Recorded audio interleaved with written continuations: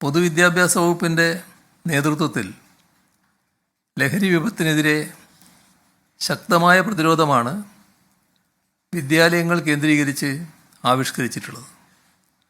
വിദ്യാലയങ്ങളിലെ ലഹരി വിരുദ്ധ ക്യാമ്പയിനിൽ വിദ്യാർത്ഥികൾക്കിടയിൽ ലഹരി വസ്തുക്കളുടെ ദുരുപയോഗവും ആസക്തിയും തടയാൻ ലക്ഷ്യമിട്ടിട്ടുള്ള വിവിധ പ്രവർത്തന പദ്ധതികളാണ് പൊതുവിദ്യാഭ്യാസ വകുപ്പ് ആവിഷ്കരിച്ചിട്ടുള്ളത്.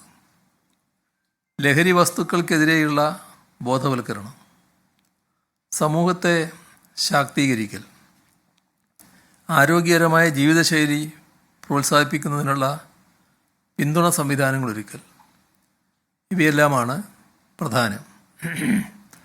സ്കൂൾ തലത്തിലെ ജാഗ്രതാ പ്രവർത്തനങ്ങൾ, ജനജാഗ്രതാ സമിതികളുടെ പ്രവർത്തനങ്ങൾ ഇവ സംബന്ധിച്ച് വിശദമായ മാർഗരേഖ വിദ്യാലയങ്ങൾക്ക് നൽകിയിട്ടുണ്ട്. ലഹരിയുടെ ദൂഷ്യഫലങ്ങൾ വിദ്യാർത്ഥികളും അധ്യാപകരും എന്ന പോലെ രക്ഷാകർത്താക്കളും മനസ്സിലാക്കേണ്ടതായിട്ടുണ്ട്. പരിശീലന പരിപാടികളിൽ രക്ഷാകർത്താക്കളെ കൂടി ഉൾപ്പെടുത്തി മൊഡ്യൂൾ തയ്യാറാക്കിയിട്ടുമുണ്ട്.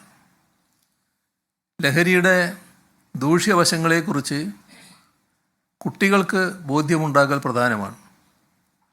അത് കണക്കിലെടുത്ത് പാഠ്യപദ്ധതി പരിഷ്കരണ വേളയിൽ ഈ സാമൂഹ്യ വിഷയങ്ങൾ ഉൾപ്പെടുത്തിയിട്ടുണ്ട്.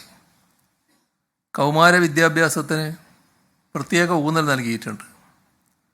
കുട്ടികൾക്കിടയിൽ ആരോഗ്യകരമായ ജീവിതശൈലി പ്രോത്സാഹിപ്പിക്കുന്നതിന് SCERT പ്രത്യേക പുസ്തകങ്ങളും തയ്യാറാക്കിയിട്ടുണ്ട്. ലഹരി ഉപയോഗത്തിലുപരിയായി കുട്ടികളിലെ ലഹരി ഉപയോഗവും അക്രമോത്സുകതയും തിരിച്ചറിയുന്നതിനും ആവശ്യമായ പരിശീലനം അധ്യാപകർക്ക് നൽകാൻ തീരുമാനിച്ചു. അതിൻ്റെ ഭാഗമായുള്ള പ്രാഥമിക കൗൺസിലിംഗ് നൽകുന്നതിന്, അധ്യാപകരെ പ്രാപ്തരാക്കുന്നതിന് ഉള്ള പരിശീലനങ്ങൾ തുടരുകയാണ്. ലഹരിക്കെതിരെ ബോധവൽക്കരണ പരിപാടികൾ സംഘടിപ്പിക്കുന്നതിനും കുട്ടികളെ നിരീക്ഷിക്കുന്നതിനുമായി സ്കൂളുകളിൽ എക്സൈസിൻ്റെ സഹായത്തോടെ ആൻറ്റി നർക്കോട്ടിക് ക്ലബ്ബുകൾ പ്രവർത്തിക്കുന്നുണ്ട്. തിരഞ്ഞെടുക്കപ്പെട്ട സ്കൂളുകളിൽ ജാഗ്രതാ ബ്രിഗേഡ് എന്ന രീതിയിൽ 30 മുതൽ 50 വരെ കുട്ടികളുടെ ഗ്രൂപ്പ് രൂപപ്പെടുത്തി പ്രവർത്തനങ്ങൾ ഏകോപിപ്പിക്കുന്നുമുണ്ട്. മയക്കുമരുന്ന് സംബന്ധമായ പ്രശ്നങ്ങളിൽ പിയർ ഗ്രൂപ്പ് സഹായത്തോടെ സമീപനം നടത്തുക, ട്രിഗർ ക്ലസ്റ്ററുകളും ക്യാമ്പസ് കമ്മ്യൂണിറ്റി വില്ലേജിലെ മയക്കുമരുന്ന് പ്രചാരണത്തെക്കുറിച്ചുള്ള കമ്മ്യൂണിറ്റി സംവാദങ്ങൾ സംഘടിപ്പിക്കുന്ന വർജ്യം പാർലമെൻറ്റും നടപ്പാക്കുന്നു. കൗമാരക്കാരായ ഹയർ സെക്കൻഡറി വിദ്യാർത്ഥികളുടെ സർഗശേഷി വളർത്താനും വ്യക്തിത്വ വികാസത്തിനുമായി ജീവിതോത്സവം 2025 എന്ന പരിപാടി ആവിഷ്കരിച്ചിട്ടുണ്ട്. ഇതിൻ്റെ ഭാഗമായി പ്രവർത്തനാധിഷ്ഠിതവും പരിവർത്തനോന്മുഖവുമായ ചാലഞ്ചുകളുടെ രൂപത്തിൽ വിവിധ പ്രവർത്തനങ്ങൾ 21 ദിനങ്ങളിലായി സംഘടിപ്പിക്കും. പരിപാടിയുടെ സമാപന വേളയിൽ ജീവിതോത്സവം 2025 എന്ന പേരിൽ സ്റ്റേറ്റ് ഇൻ്റഗ്രേഷൻ കാർണിവൽ സംഘടിപ്പിക്കും.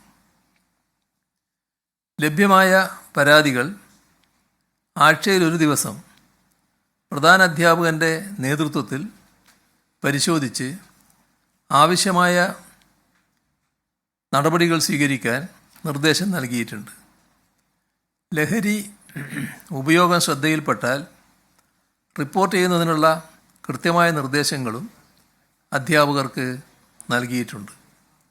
കുട്ടികളുടെ ശാരീരിക ആരോഗ്യക്ഷമതക്കും ഫലപ്രദമായി വിനിയോഗിക്കുന്നതിനും സുംബ പോലുള്ള വ്യായാമ മുറകൾ അധ്യാപകർക്ക് പരിചയപ്പെടുത്തിയിട്ടുമുണ്ട്.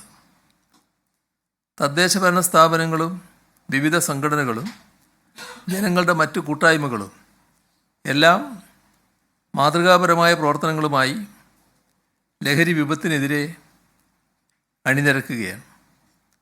കോഴിക്കോട് ജില്ലാ പഞ്ചായത്ത് അതിൻ്റെ വാർഷിക പരിപാടിയിൽ തന്നെ ലഹരിക്കെതിരെ ജനകീയ ബോധവൽക്കരണവും ജാഗ്രതയും ഉറപ്പുവരുത്താനുള്ള പദ്ധതി ഉൾപ്പെടുത്തിയിരിക്കുകയാണ്. ലഹരിമുക്ത കോഴിക്കോട് എന്ന ഈ സംയോജിത പദ്ധതിയുടെ ഭാഗമായി കോഴിക്കോട് ജില്ലയിലെ 20 ലക്ഷം ആളുകളെ അണിനിരത്തി അന്താരാഷ്ട്ര ലഹരി വിരുദ്ധ ദിനമായ ജൂൺ 26-ന് ടു മില്യൺ പ്ലഡ്ജ് എന്ന പേരിൽ ഒരു ജനകീയ പ്രതിജ്ഞാ പരിപാടി നടത്താൻ പോവുകയാണ്. ഇത്രയധികം ആളുകളെ പങ്കെടുപ്പിച്ചുകൊണ്ട് നടത്തുന്ന ബൃഹത്തായ ഇതുപോലൊരു പരിപാടി സംഘടിപ്പിക്കാൻ പോകുന്ന കോഴിക്കോട് ജില്ലാ പഞ്ചായത്തിനും അതിൽ പങ്കുചേരുന്ന ജനങ്ങൾക്കും ഹാർദമായ അഭിനന്ദനങ്ങൾ രേഖപ്പെടുത്തട്ടെ.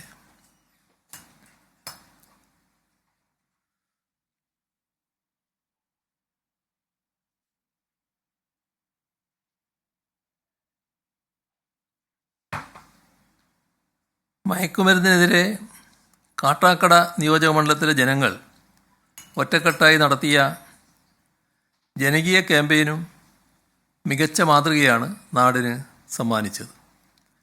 ഏപ്രിൽ 16-ന് തുടക്കമിട്ട മയക്കുമരുന്നിനെതിരെ കാട്ടാക്കട എന്ന ലഹരി വിരുദ്ധ ക്യാമ്പയിനിൻ്റെ ഒന്നാം ഘട്ടം മെയ് 28-ന് നടന്ന അതിവിപുലമായ മാനവ ശൃംഖലയോടുകൂടിയാണ് സമാപിച്ചത്. ക്യാമ്പയിന് നേതൃത്വം നൽകിയത് വിദ്യാർത്ഥികളാണ്. ഈ ജനകീയ മാതൃകകളിൽ നിന്നും പ്രചോദനം ഉൾക്കൊള്ളാനും സമാനമായ പരിപാടികൾ വ്യാപിപ്പിക്കാനും നമുക്ക് കഴിയേണ്ടതുണ്ട്.